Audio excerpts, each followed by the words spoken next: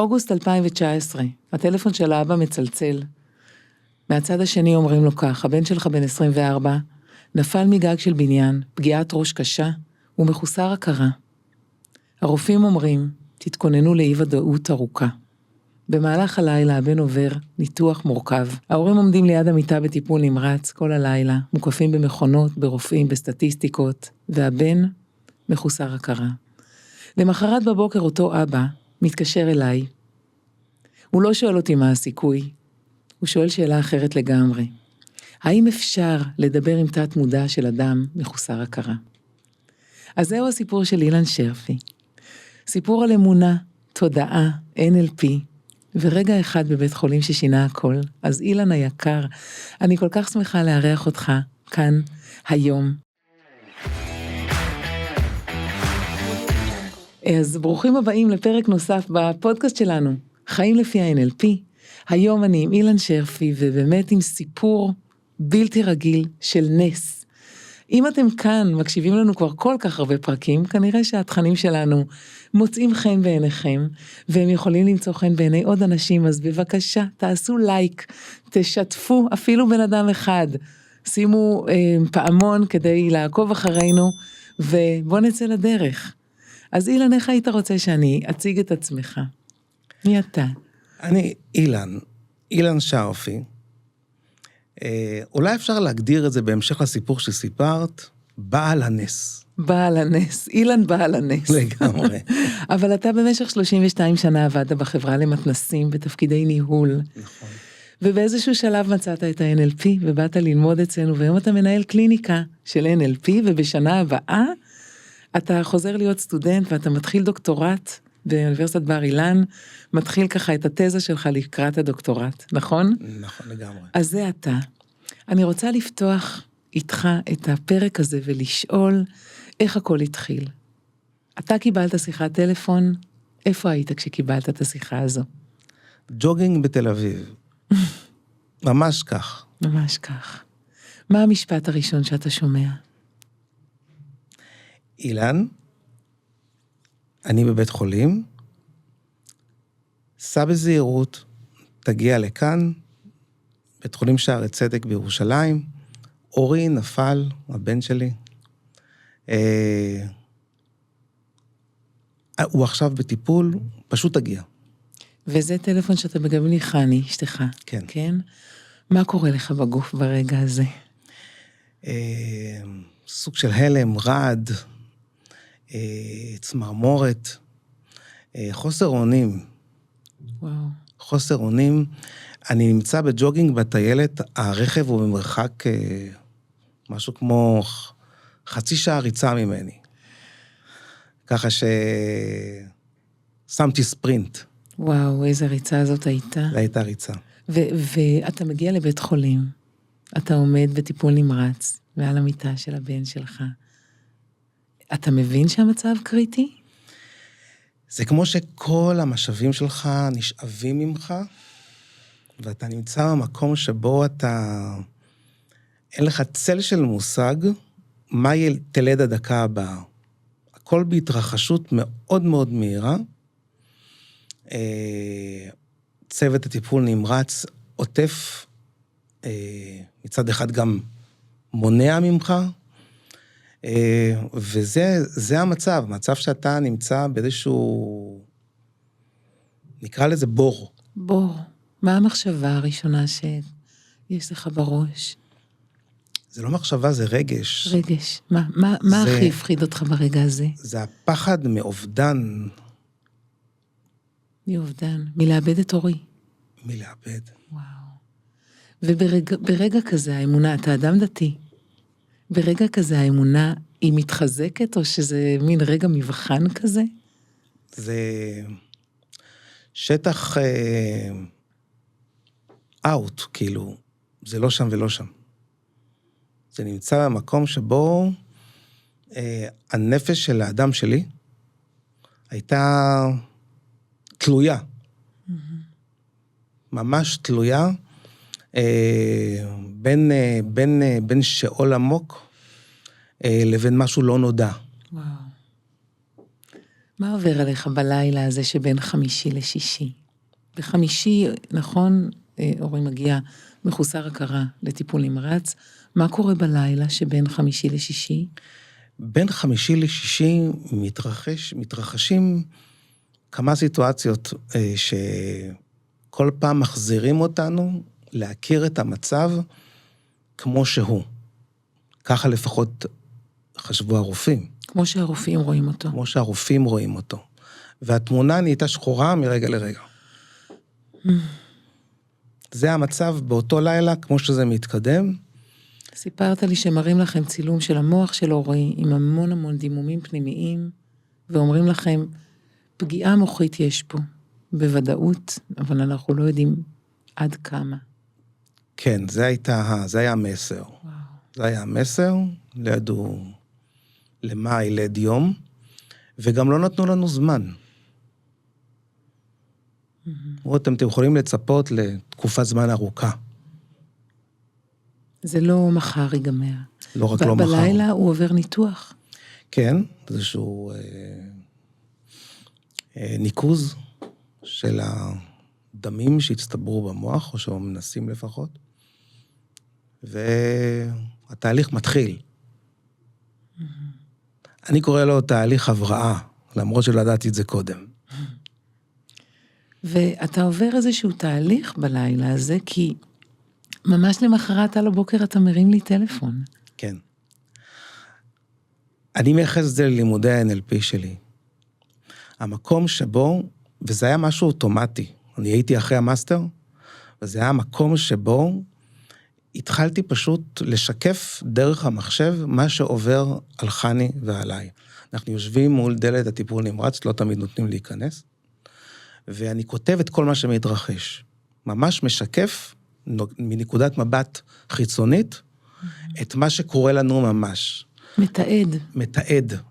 זה לא היה רק, זה היה תיעוד שהוא היה מעבר לתיעוד הסיפורי, זה היה נקודת מבט. זה לצאת לנקודת מבט אחרת ולהסתכל עלינו, ממש איך אנחנו עוברים את זה.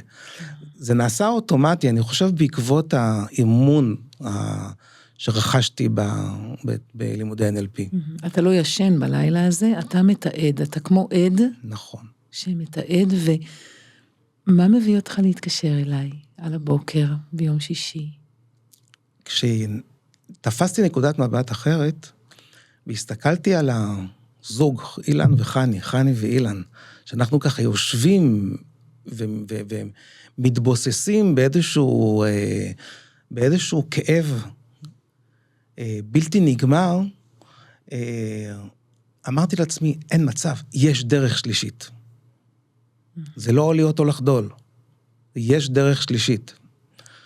ואז הדרך השלישית הייתה להרים טלפון אלייך, דפנה.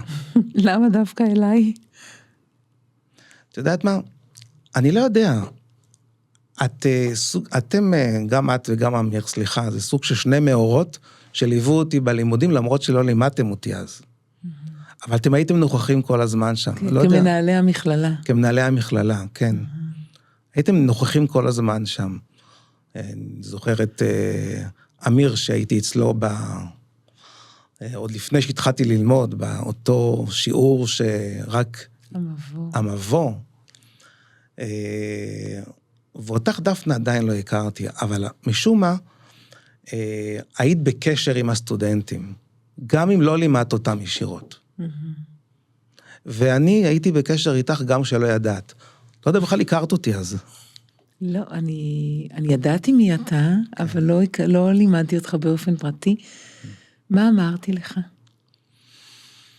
המשפט הראשון שעולה בדעתי כרגע שאמרת, ואני לא יודע אם זה מדויק, אבל זה היה משפט מפתח שהדהד לי בדקות הראשונות. זה היה, אילן, אל תשים לב למה שאומרים הרופאים, ואל תטה ליבך לסטטיסטיקות. כל מה שקורה, מורי, הוא מחוץ לסטטיסטיקות. פשוט, יש לך תפקיד, יש לך מיומנויות, יש לך את הכלים שרכשת, וזה הזמן להפעיל אותם. כן. ואז אני שואל אותך, הוא בלי הכרה? ואת אומרת לי, אילן, תקשיב טוב. כשהמודע בהפסקה, התת מודע בעבודה. נכון. וזה הזמן שלך להשתמש בכלים האלה, כדי להיות שם פעיל, ולסייע בעבורה של אורי. נכון, אז אולי אני אסביר את הרעיון הזה.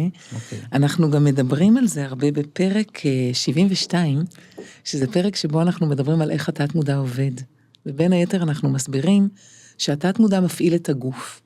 זאת אומרת שאם הגוף עכשיו פועל, עכשיו לא כל המערכות פעלו, אורי לא יכול היה לנשום בכוחות עצמו, בשלב הזה, הלב שלו כן פעם, נכון? אז מי מפעיל את הלב? התת מודע.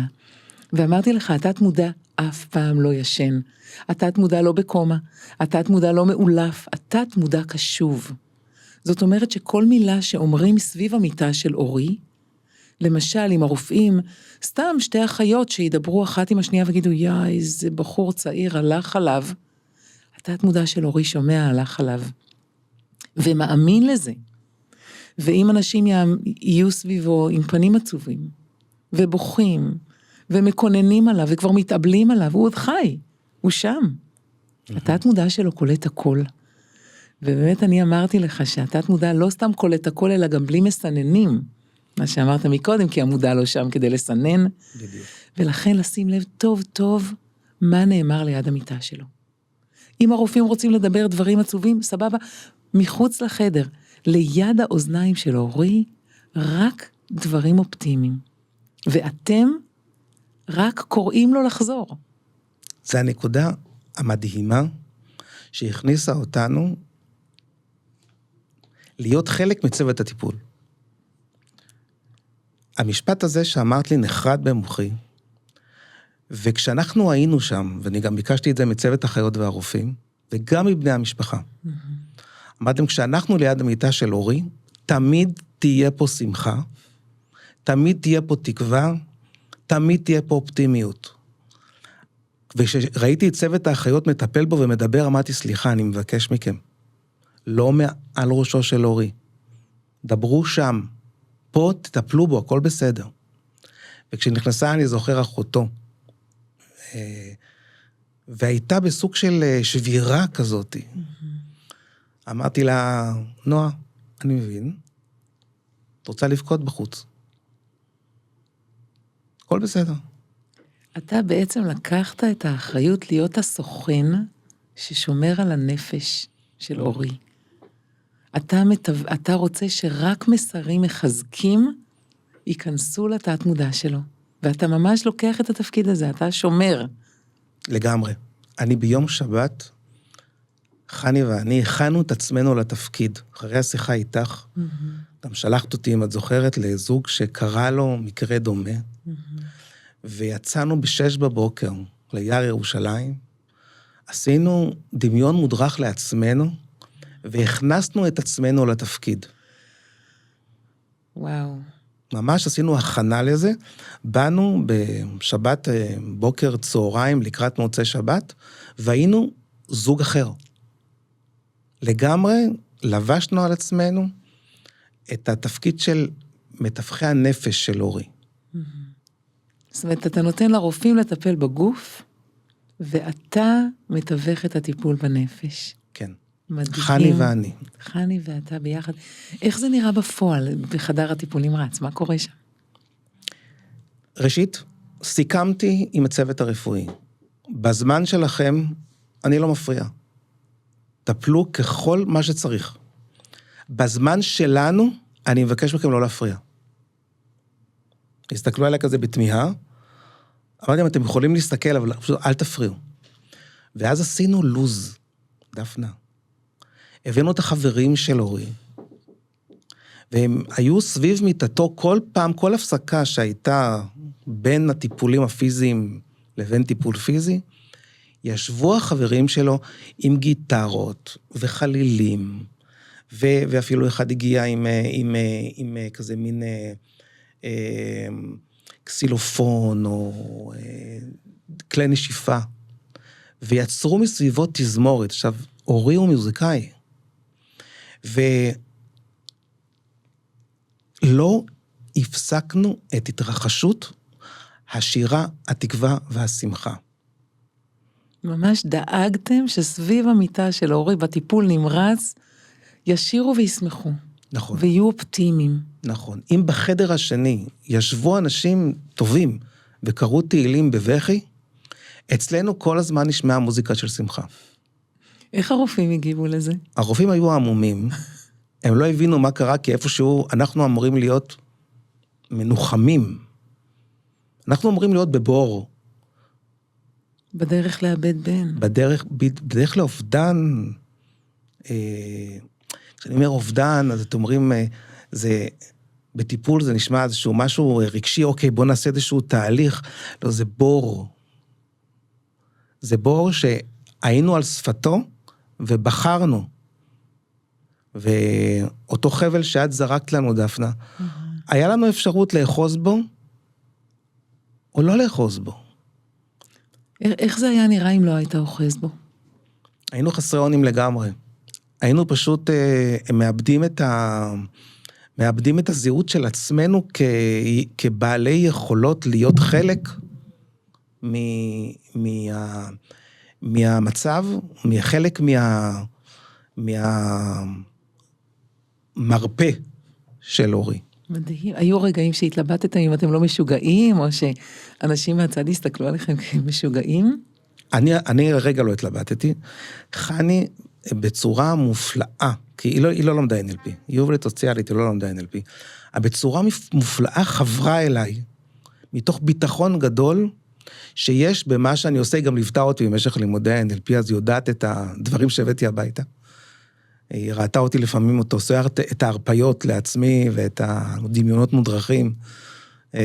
לפעמים סיפרתי לה על תהליכים שאני עושה עם אנשים אחרים בתוך הקורס. היא הייתה מלאת, נקרא לזה אמון, בדרך שבחרנו. שאתה מוביל. שזה היה מדהים, המקום הזה. אז איך בעצם מדברים? איך דיברת עם התת מודע של אורי? איך ידעת שהוא מקשיב? תת מודע לא מדבר איתך במילים, את זה את יודעת. הוא מדבר איתך בסימנים.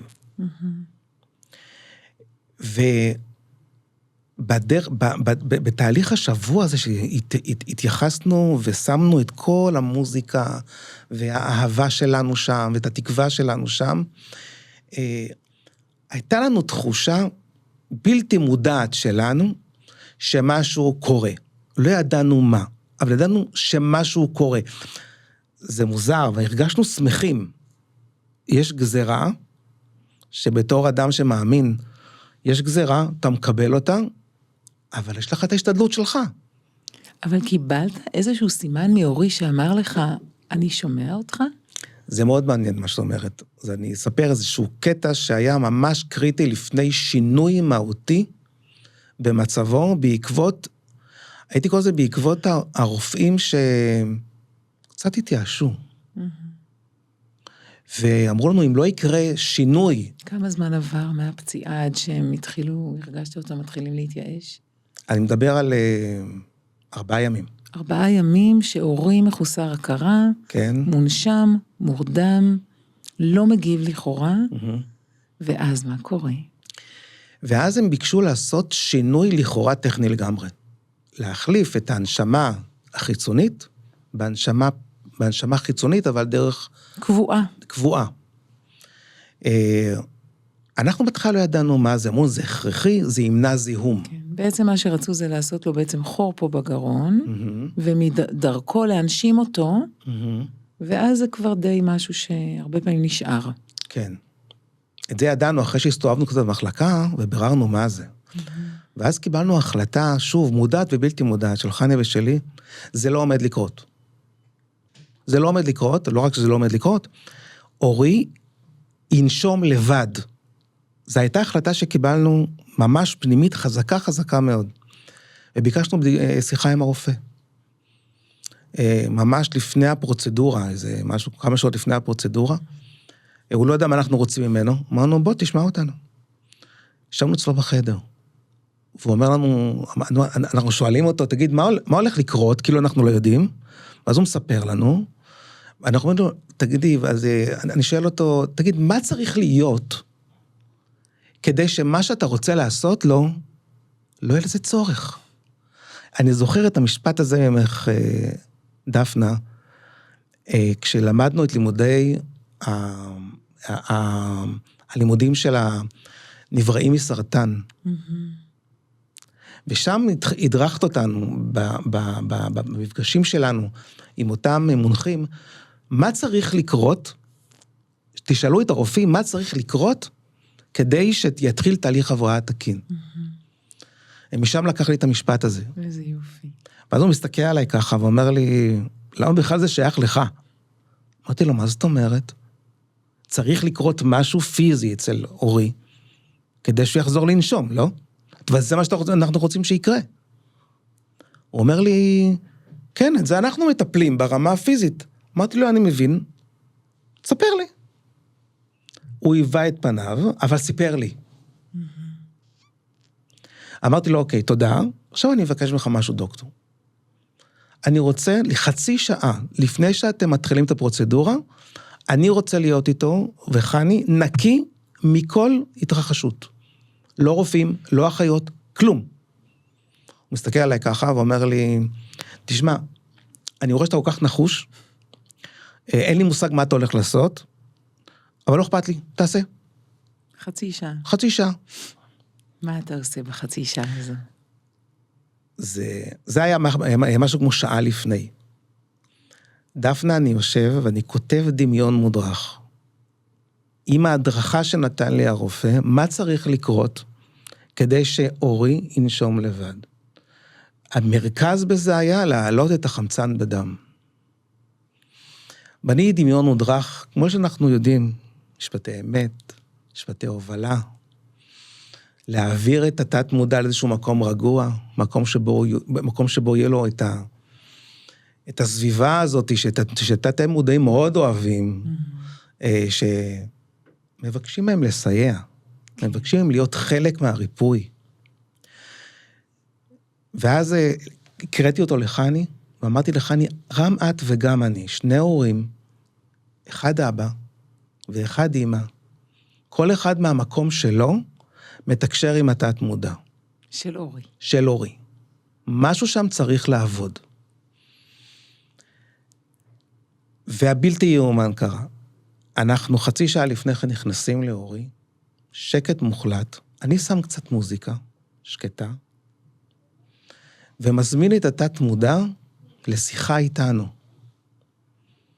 וביקשתי מהתת מודע לתת לי סימן, האם התת מודע שומע איתי, הוא מוכן להיות קשוב לבקשתי ולסייע לנו. איזה יופי, תהליך שאנחנו קוראים לו הרופא הפנימי, נכון. לגייס את הרופא הפנימי. בדיוק. איזה סימן אתה מקבל? כרגע אני מרגיש את הצמרמורת של אותו סימן. הדופק ירד מ-80 ומשהו, ירד וום ל-40, השתהה שם כמה שניות, וירד חזרה, והלך חזרה, זה היה בדיוק באותו רגע, שהוא ביקשנו ממנו את הסימן. אנחנו מכירים את זה, העצמה או החלשה של דופק, היא סימן ברור של התת מודע, שהוא נמצא איתנו. חני ראתה את זה, הסתכלנו אחד על השני, התחלנו את הדמיון מודרך הזה, ממש ממש עם כל הכללים וכל השלבים, כל השלבים שלו, כשפעם אחת אני אמרתי את זה, ואחרי זה חני התחלפה איתי, והיא אמרה את אותם דברים, בקול שלה, בניואנסים שלה, בטונים שלה, באימהות שלה. וואו. ובזה הסתיימה החצי שעה, שהסתכלנו על האחיות שהגיעו, אמרנו, הוא מוכן לכם. אתם בעצם ביקשתם מהתת מודע של אורי, קח אחריות על הריפוי, תדאג שיהיה מספיק חמצן בדם. אתה יודע איך לעשות את זה. תת מודע יקר, אתה עושה את זה מהרגע שאורי נולד ולקח את נשימתו הראשונה. קח אחריות. זה מה שביקשתם, ומה קורה אחר כך? לגמרי. אנחנו יוצאים החוצה. הפרוצדורה הרפואית החלה. בינתיים מגיע אח שלי, יושב איתנו בחוץ. הרופאים מסמנים לנו שהתהליך נגמר, ואנחנו נכנסים לחדר. אני עדיין לא שם לב, אח שלי מסתכל, אומר, אילן, ובלי המכשרים. אני מסתכל ואני אומר, וואו, רגע, התהליך הצליח. בדיוק נכנסת האחות, ואומרת לי, תשבו רגע, תספר לכם משהו. היא מספרת דבר מופלא. היא אומרת, תדעו לכם שאנחנו כמעט התייאשנו, ואורי היה יוצא מהסיטואציה הזאת עם חור בגרון. שאלנו, אז מה קרה? היא אומרת, תראו, מקובל בסיטואציות כאלה שהגוף מתנגד, אבל הגוף התנגד בצורה בלתי רגילה לתהליך שאנחנו רצינו לעשות לו. וכשכבר התייאשנו ורצינו בחזרה להחזיר אותו להנשמה רגילה, אורי הקיא את המכונה מפיו, ומכונה כזאת לא מקיאים. אי אפשר להקים מכונה כזאת, הם אומרים לי. זה משהו שטמון עמוק בגרון. הוא פשוט הקיא אותה. ואז ביקשנו להחזיר אותה, מהרופאים. הרופאים אמרו לנו, תעצרו. בואו נראה אותו נושם לבד. אם הוא ינשם לבד, זה לא צריך לעשות שום דבר. אולי נעזור לו קצת עם איזושהי צנורית חמצן, לא יותר מזה. והם חיכו. ואורי נשם לבד. אתה כמעט בוכה עכשיו כשאתה נזכר ברגע הזה. מה, אתה נכנס לחדר, אתה רואה את אורי נושם לבד, מה עובר לך בראש? באותו רגע הייתה לי הקלה. הייתי סוף סוף יכול ללכת לישון אחרי 5 ימים, וזה סוג מסוים של תחושה של אסור להתייאש, שיש דרך שלישית, של המקום שבו חרב מונחת על צווארך, תקרא לדפנה. ממש מדהים. וואו, אז אורי חזר לנשום לבד, ומשם, מהרגע הזה בעצם, מה קורה עם ההחלמה שלו? תראי, קרה שם עוד דבר מופלא. כי אורי התחיל לנשום לבד, אבל הנשמה עדיין, לא הנשמה, הרדמה עדיין פעלה. ואז חני רעייתי עומדת לידו, ומחזיקה את כף ידו. ופתאום מסתכלת עליה אחות, וחני מרגישה לחיצה קטנה. עדיין בהרדמה, לחיצה קטנה, ועוד לחיצה קטנה. האחות מסתכלת על מה שקורה, ואומרת לאשתי, תקשיבי, זה לא מקובל אצלנו, אבל בשביל הסיכוי והבראה של אורי, אני מבקשת ממך להישאר הלילה פה, ולהמשיך ללחוץ את כף ידו. למחרת הוא התעורר. וואו. ובתוך 3.5 שבועות מהרגע הזה הוא חוזר ללימודים, מסיים בהצטיינות. מסיים בהצטיינות, מדעי ההתנהגות, אפילו כאסיסטנט ועוזר של המרצים שלו, בדק בחינות, ביקשו ממנו עוד להישאר שם, הוא רצה פשוט לצאת, ללכת הלאה. והיום יש איזשהו זכר לפגיעת ראש אצל אורי? שום דבר. שום דבר. התת מודע רק מעורר אותו ליותר ויותר שמחה. יאללה. תגיד, מה הסיפור הזה לימד אותך על הכוח של התודעה? קודם כל, הודיתי לקדוש ברוך הוא שהוביל אותי ללמוד לימודי NLP. לא, באמת. אני לא יודע כמה, תראה, כולם יודעים שיום NLP זה אחד נקרא לזה, התרועות האחרונות בשוק הנפש, בשוק אני אומר, במקום הזה שבו הנפש פועלת, ויותר ויותר אנשים מודעים לכך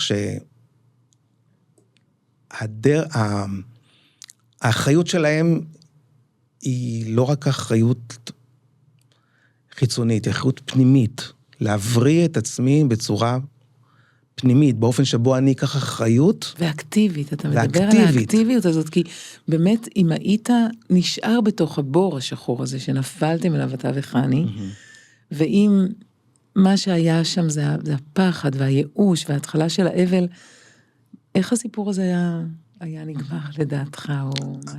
אני לא רוצה לחשוב על זה, אני רוצה לחשוב על הקטע החיובי, על המקום שבו לקחתי את זה, והיום, כשאני היום מטפל באחרים, במונחים, מה הכוח שהעניק לי ה-NLP, והמקום שבו הוסמכתי לטפל כמטפל בכיר ב-NLP, זה המקום שבו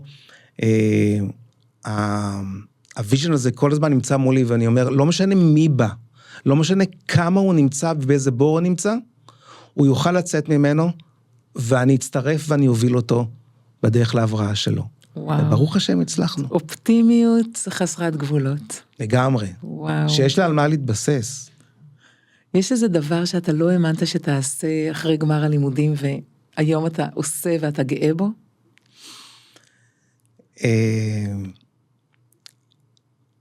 כן, אני מאוד גאה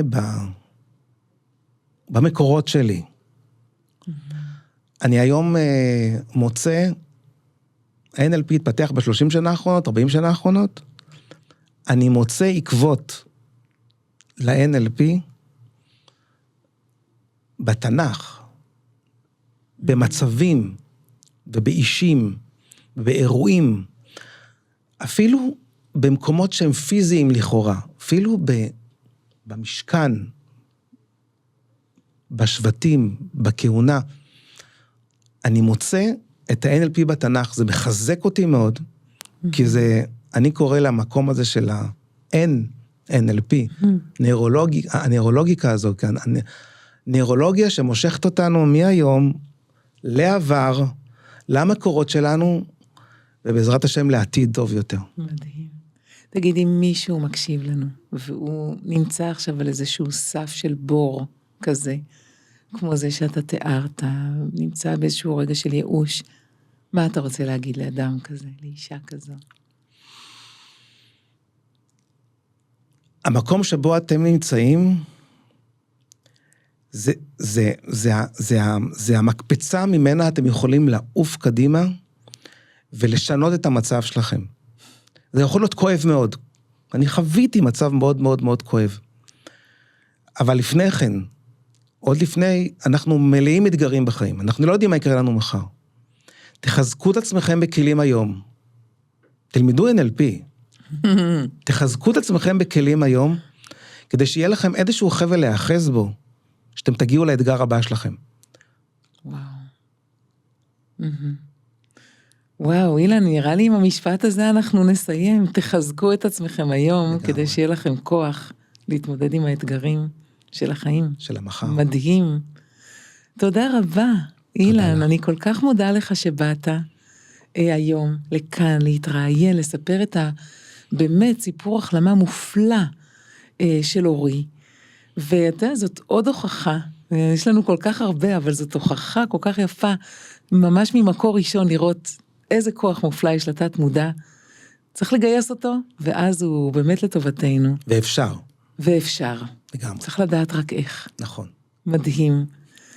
אז תודה רבה שהאזנתם לנו, וכמו תמיד אנחנו נשמח שתשתפו, שתעשו לייק, ששימו עלינו פעמון, שתספרו עלינו לאנשים שאתם אוהבים, כי אנחנו מביאים הרבה אור ותקווה לכל מקום, להתראות בעוד פרקים. תודה רבה. תודה גם לך.